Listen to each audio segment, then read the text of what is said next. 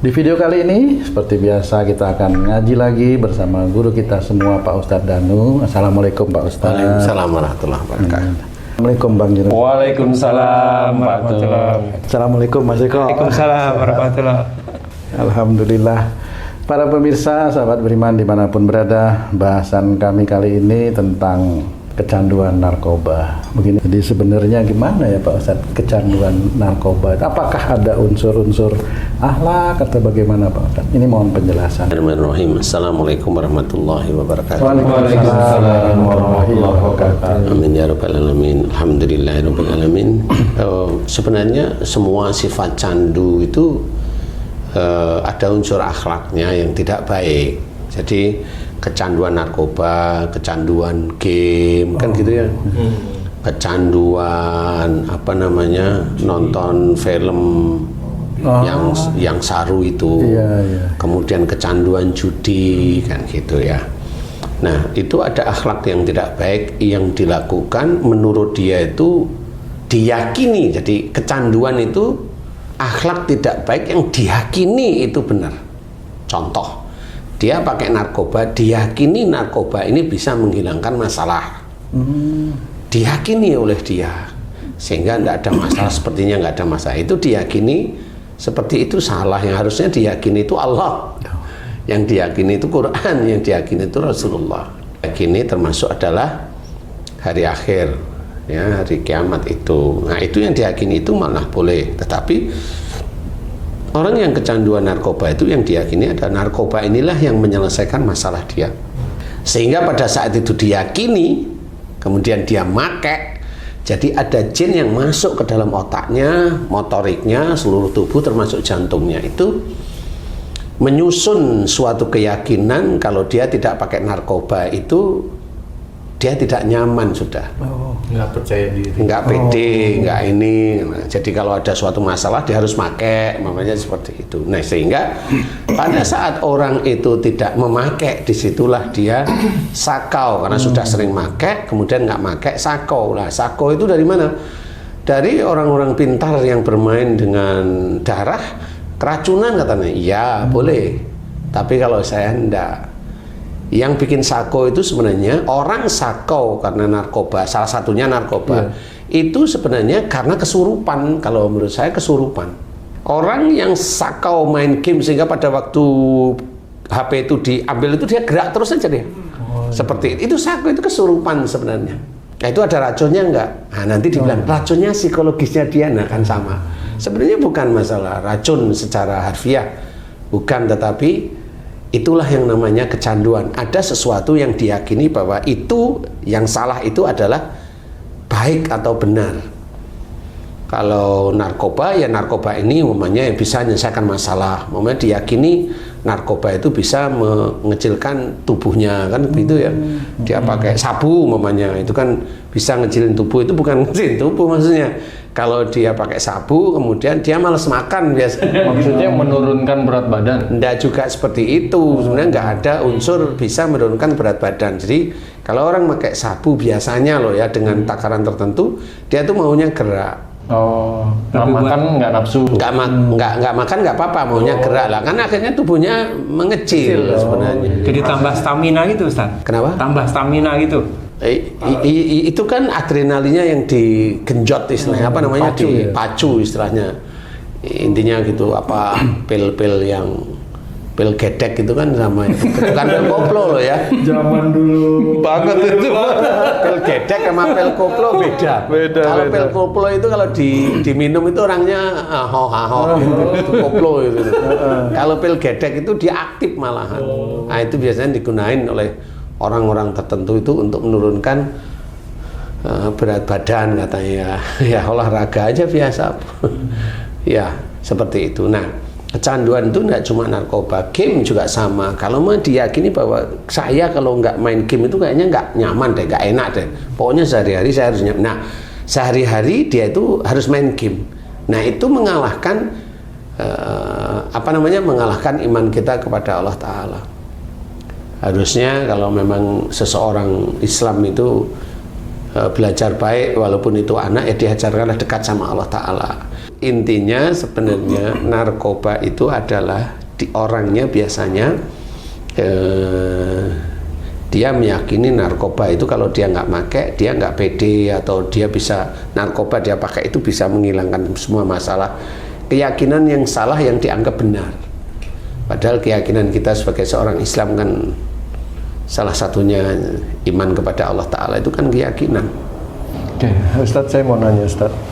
Suatu ketika saya dapat kabar yang sampai kekaget-kaget saya, Ustadz. Teman saya ini termasuk pengurus masjid lah, terpandang gitu kan. Anak-anaknya, keluarganya semua baik-baik semua, Ustadz. Tiba-tiba ada kabar anak ketangkep, Ustadz. Bawa ganja dalam jumlah besar. Oh ya, berapa kilo? 1 kiloan. Oh, lumayan itu. Nah, pertanyaan saya, Ustadz, setelah saya lihat dia bergaul dengan bandar narkoba, bandar ganja lah istilahnya. Apakah pergaulan juga menentukan perilaku anak ini, atau di keluarga? Ini udah akhir balik nih Ustadz nih, udah keluar dan udah kerja gitu, udah keluar kuliah gitu, tapi udah kerja juga. Apakah karena orang tua, Ustadz? Iya, sebenarnya kasus ini ada beberapa teman-teman dakwah itu bilang, oh itu sholatnya kurang benar. Boleh, kan gitu ya. Karena memang bisa aja sholatnya kurang benar, bisa, tapi kan kita tidak tahu ya. Tapi intinya adalah perilaku menyimpang itu banyak keadaan. Bisa keadaan lingkungan, tapi juga tidak bisa disalahkan. Bisa juga keadaan secara psikologis atau perilaku dulu orang tuanya. Gimana kalau ini bukan mau jelek-jelekin ya, enggak ya, begini. Kalau dulu orang tuanya biasanya, ini kan ketangkep berarti ini kan ada aib ya, terbuka. Biasanya dulu orang tuanya itu agak sering membanggakan salah satu anaknya. Biasanya seperti itu. Umpamanya anaknya itu, oh anak saya itu ngajinya bagus, oh anak saya itu pandai umpamanya. Nggak mesti yang ketangkap ini. Bisa aja yang ketangkep itu. Oh, gitu. Bisa aja yang ketangkep itulah. Jadi ada yang dibanggain. Tapi padahal orang tuanya sholatnya juga tertib. Nah, cara Allah mengingatkan dengan hal-hal yang berbau fasik tersebut ya seperti itu. Membanggakan nasab itu dianggap fasik, membanggakan harta dianggap fasik oleh Allah Ta'ala, membanggakan pekerjaan fasik. Bisa aja orangnya membanggakan anaknya itu, bisa aja nggak sama Haji J, bisa, tapi ke teman-temannya, bapaknya atau teman-temannya ibunya itu dipanggil dulu, sehingga suatu ketika kan bapaknya juga iya. Akhirnya di titik itulah cara Allah meletakkan anaknya dibanggain masalah agama umpamanya. Nah, di titik di situ anaknya diizinkan oleh Allah Ta'ala ketemu dengan orang-orang yang penjual-penjual ganja atau narkoba. Nah, karena anaknya dibanggain agama, anaknya nggak bisa menilai bahwa dengan ketemu sama orang itu harusnya menjauh. Harusnya mendekat dengan orang-orang yang soleh, tapi karena memang sering dibanggain tentang agamanya yang baik lah, nurut sama orang tua lah, pokoknya dia anak yang nyenengin hati orang tua itu di luar. Nah, akhirnya menjadi bumerang karena memang tidak boleh membanggakan nasab, nggak boleh sebenarnya. Makanya insya Allah cara Allah memberikan ujiannya seperti itu. Jadi tidak boleh kita membanggakan sesuatu walaupun itu ilmu ibadah kita tidak bisa kita banggakan. Apapun agar orang itu biar menilai kita baik atau pintar atau jago atau tidak perlu. Biasa saja. Nah, di titik itulah nanti Allah akan membuat membuat aib itu muncul. Seperti itu. Nah, insya Allah yang saya amati begitu Ji. Ayahnya, ibunya juga pengen anak-anaknya kan soleha. Lah pada saat anak ayahnya atau ibunya itu sering berdoa seperti itu kan tetap diperlihatkan oleh Allah Ta'ala. Suatu ketika kan anaknya itu sudah ketemu sama bandar ganja tersebut, nah disinilah mau diuji dan doanya dikabulkan menjadi soleh. Kan menjadi soleh kan dia nanti tetap jualan ganja, tapi pura-pura sholat atau sholat, nggak ketemu, ya kan? Akhirnya ketemulah dia, tidak dengan hanya bandar ganja dan penjualnya dan pembelinya, tapi ketemulah dia dengan para polisi. Akhirnya cerita itu menjadi aib yang dulunya dia banggakan. Insya Allah seperti itu. Kalau supaya doa orang tuanya itu dikabulkan dengan cara anaknya ini tanpa ditangkap tapi menyadari dan bertobat untuk ke jalan Allah, itu doanya seperti apa tuh ibunya apa orang tuanya? Bisa aja begini ya. Jadi kadang orang Islam itu doa itu langsung menuju titik waktu sekarang. Orang Islam itu jarang, saudara-saudara kita, termasuk kita itu jarang berdoa itu diawali dari dulu. Coba sekarang kalau haji, lihat anaknya berantem sama istri. Doanya dulu apa sekarang coba? Sekarang. Nah kan sekarang. Kan jarang, ya Allah jika dulu istri saya itu ndablek, dikasih tahu orang tua, ngeyel, ngeremehin atau apa, ampuni dosa. Kan jarang, doa seperti itu jarang. Jadi orang itu berdoa itu sekarang. Ya Allah, aku lagi berhutang, ada uang bank, saya harus bayar sekian ratus juta. Kan sekarang. Kemarin sebelum dia itu berhutang itu apa dalam sininya? Kan nggak pernah.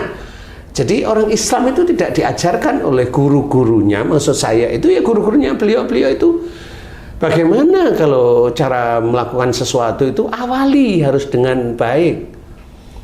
Jadi ya, orang Islam pun ya juga harus datang ke ustadznya atau kiainya, ya jangan terus Pak Kiai atau Ustadz saya punya utang, ya jangan seperti itu. Lah kalau digituin ya ustadznya bingung pasti, kan gitu sih. Nah jarang sekali orang itu berdoa dulu, itu sangat jarang. Doa itu sekarang, paham? Jadi orang walaupun ayahnya itu dia itu aktif di masjid, jarang doa itu untuk yang dulu. Jarang doa itu, ya Allah ampuni dosa-dosaku yang aku lakukan sejak akhir balikku hingga saat ini yang selalu melanggar firman-firmanmu dalam Quran dan sunnah Rasulmu. Jarang orang seperti itu. Karena merasa dulunya nggak pernah berdosa. Memang, karena memang diajarkan oleh para guru-guru mereka yang wallahu a'lam ya, saya nggak ngerti, itu ya begitu. Karena mereka merasa nggak punya dosa. Lah kalau ada masalah, itu ya nunjuknya ya Allah aja yang salah kesan mereka loh ya. Kenapa? Lah itu kan sebenarnya dari perilaku mereka sendiri, yang mereka tidak pernah mau berkaca bahwa banyak kesalahan dan dosa yang dilakukan masa-masa lalu. Nah itu cara Allah mengingatkan seperti itu. Nggak mungkin Allah itu berbuat zalim kepada hamba-hambanya, itu udah nggak mungkin, itu udah tertulis di dalam Quran dan banyak ayat yang menceritakan seperti itu. Jangan berpikir itu kesannya Allah itu zalim, nggak boleh.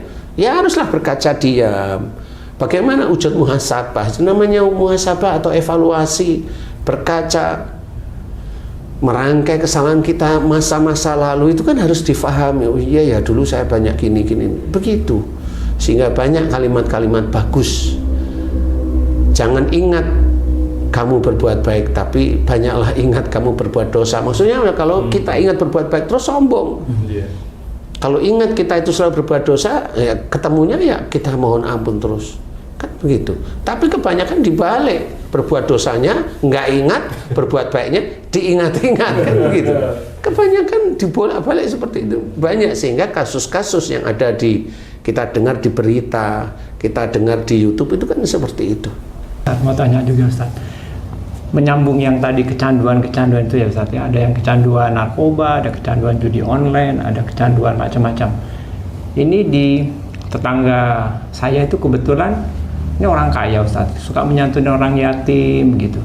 Cuman ini apakah sama nih Ustaz? Anaknya itu nyuri, kecil-kecil sih nyurinya, jadi kayak kripto gitu. Waktu itu ditutupin sama bapaknya, orang kaya Ustaz. Tapi orang kaya anaknya kripto Ustaz. Apakah iya nyuri? Apa aja curi? Jadi ngelihat dompet tarik, handphone itu tarik gitu. Padahal orangnya tuanya kaya Ustaz. Apakah sama itu Ustaz? Insya Allah sama. Jadi pada saat dia itu memberikan sedekah itu dia pamer biasanya. Pada saat dia pamer itu lupa kalau Allah itu nanti akan mempersiapkan ujian sama. Apa yang dia pamerin di sedekah nanti dibalas oleh Allah Ta'ala dengan anaknya nyuri-nyuri. Nah kan sama itu. Dia sedekah itu, oh saya habis dari sana kemarin ngasih ini. Jadi sebenarnya ceritanya bisa aja kelihatan baik. Anaknya itu di sana itu anak-anaknya itu begini kekurangan, tapi ya, alhamdulillah saya bisa nganu. Padahal ya nggak ada pertanyaan, nggak ada ini. Nah itu namanya kebanggaan bersedekah yang memang dia munculkan agar dia itu dinilai baik. Insya Allah seperti itu. Makanya jangan kita itu bersedekah itu untuk duniawi, nggak usah. Kalau bisa orang lain nggak perlu tahu. Memang seberatnya itu tangan kanan itu memberi, tangan kiri itu nggak perlu tahu. Maksudnya nggak perlu diceritain. Kalau memang nggak ada orang yang bertanya dan tidak ada manfaatnya, kalau kita bercerita nggak perlu. Biasa saja, tutup. Sampai kapan? Sampai mati. Nah itu salah satunya. Insya Allah seperti itu. Karena kalau memang dia bersedekah karena Allah Ta'ala, insya Allah anaknya tertib. Insya Allah. Coba kita tes ya. Kalau ayahnya baik, ibunya itu baik, tidak emosional, anak-anaknya mesti insya Allah juga baik-baik. Rata-rata. Coba kita tes. Ayahnya baik, ibunya ngomel, anaknya baik atau ikut ngomel? Ji? Ada yang ngomel, ada yang enggak.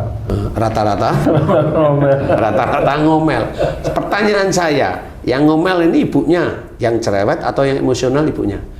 Anak itu ke bapaknya ngomel apa enggak? Enggak. Pinter. Ke ibunya sering berantem apa enggak? Sering. Nah, seperti itu sebenarnya. Padahal ibunya juga sholatnya tertib lah, saya anggap tertib itu 5 waktu jelas, kadang sunnah dikerjain. Kenapa? Tapi ada perilaku yang memang tidak boleh. Nggak taunya dulunya ibunya kalau dinasihatin orang tuanya susah.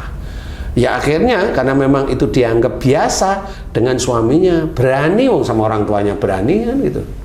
Lupa bahwa dia punya anak. Seperti itu. Nah biasanya orang tua seperti itu sama anaknya dikucilin, anaknya juga nggak mau. Kan gitu. Nah, sama kalau mamanya si istri sama suami berantem terus nih. Si anak nanti mirip kalau diatur sama salah satu sulit. Pokoknya anak ini ajak berantem aja. Betul nggak tuh? Betul. Bener nggak ini? Bener. Nah, iya bener. Itu Pak Ustadz. Jadi jelas anaknya juga sulit diatur.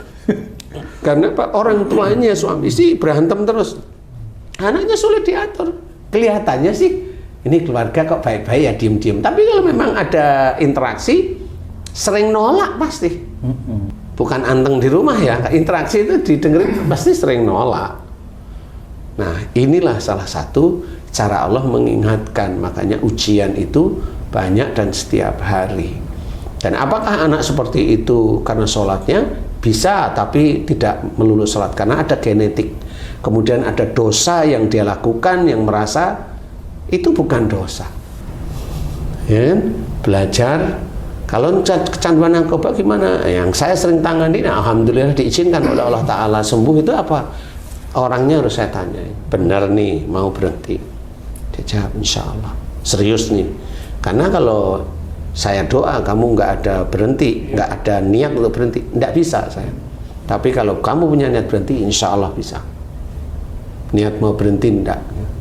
Insya Allah Ustadz saya capek, saya udah punya istri, saya punya anak, kayaknya masa depan saya kok begini-begini, kalau sudah saya sakau begini. Saya tanya mau berhenti apa? Insya Allah Ustadz, bantu saya, oke? Selesai doa, gimana rasanya? Ya iya. Yang tadi itu rasanya kayak gemeteran gitu, sekarang enggak. Besok 1 bulan kesini ya kita lihat ya. Iya Ustaz. Kesini saya tanyain gimana, sakau lagi enggak? Alhamdulillah enggak Ustaz. Kan selesai.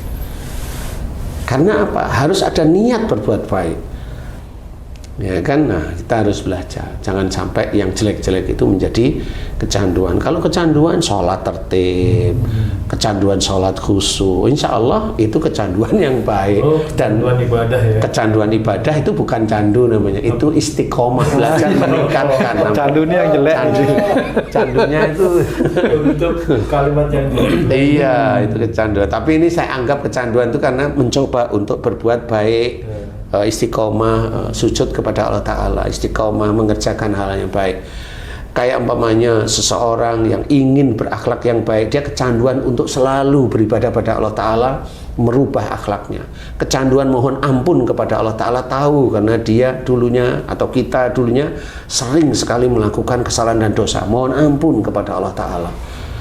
Hentikan maksiat, hentikan maksiat. Dari titik itu nanti Allah itu sudah lihat. Nah, ini kecanduan yang baik. Nah, nggak ada jinnya kalau yang kecanduan itu. Adanya hidayah dari Allah Ta'ala. Sehingga nanti kalau dia itu senantiasa istiqomah mengerjakan hal-hal yang baik, dan itu nyandu di dalam tubuhnya melakukan hal-hal yang baik, dan niatkan satu lillahi ta'ala, nah di titik itulah nanti dunianya mengikuti. Kan seperti itu. Kalau makanya selalu saya sering, jangan banggakan anak yang diciptakan oleh Allah Ta'ala cerdas, jangan dibanggain. Jangan dibanggakan anak yang diciptakan oleh Allah Ta'ala ganteng, jangan dibanggain. Jangan juga jengkel kalau punya anak wajahnya kurang ganteng, kurang cantik. Enggak usah, biasa aja. Semuanya ujian, ya kan? Jangan seperti itu, belajarlah. Karena itu berakhlak mulia itu ya lewat sehari-hari begini. Jadi bukan karena kita itu kelihatan baik di depan orang. Enggak, kita baik itu dari hati kita sendiri dengan niat satu lillahi ta'ala. Berusaha bagaimana dengan istri itu juga tidak kecanduan berantem. Itu juga harus belajar. Kalau enggak ya enggak bisa. Belajar itu mengamalkan namanya. Jadi bukan mengamalkan itu bukan hanya membaca. Membaca itu membaca diulang-ulang. Mengamalkan itu dikerjakan. Insya Allah seperti itu. Kalau mengamalkan doa Rasul boleh, silahkan.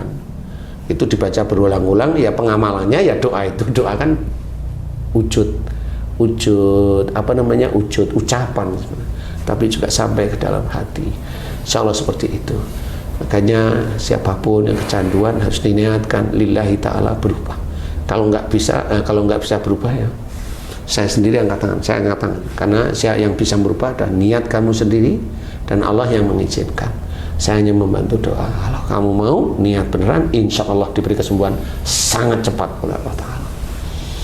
Wallahu a'lam.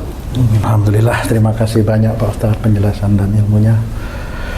Para pemirsa dan sahabat beriman dimanapun berada, mudah-mudahan tayangan kami kali ini bisa bermanfaat untuk kita semua, khususnya kami yang ada di sini, untuk meningkatkan keimanan dan ketakwaan kita kepada Allah Subhanahu wa Ta'ala. Saya Tung pamit diri, sampai jumpa di video kami yang lain. Wassalamualaikum warahmatullahi wabarakatuh. Waalaikumsalam warahmatullahi wabarakatuh. Alhamdulillah.